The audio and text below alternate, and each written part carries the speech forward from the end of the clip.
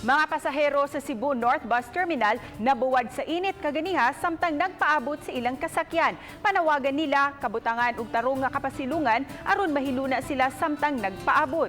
Ang report ni Nico Sereno. Bisan sa naglagiti nga kainit sa adlaw, nagkugi kini mga pasahero nga paingon sa norte.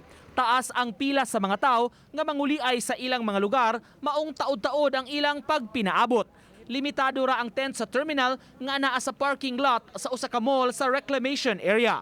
Knowing nga ka na ang naamay ka ng special holidays, ganyan, long weekend, dapat ang government as well as ang nag-manage dire, mo prepare good sila for sa comfortable sa mga pasyente, sa mga pasahero. Especially sa katong ka ng mga senior citizens, ng mga bata, isa kato na priority. Basic na kain na nga needs. Init oy. Init, okay ra. Walang palandong dito. Wala na lang kayong linya man. Maulahin niya ko. Ay mauna ta diri sakay aron maabot tag sayo dito. May pipila ka rota sab nga nadugay pagbalik ang bus, maong pipila ka oras ang pinaabot sa mga pasahero. Hinuon nakasakay rasab sila. Paningot kay ko.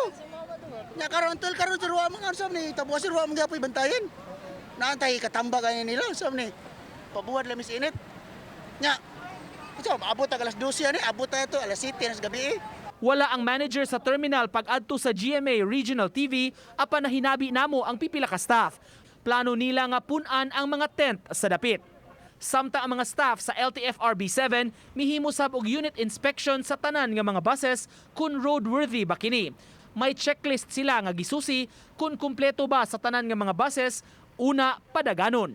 Naamit checklist sa ilang mga parts. Among i-check kung kumpleto ba ni function ba.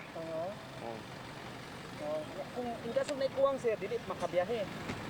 Dili sir. Kay amo man silang isyuhan og sumon. Uban ni June Solon, Nico Sereno, Balitang Bisdak.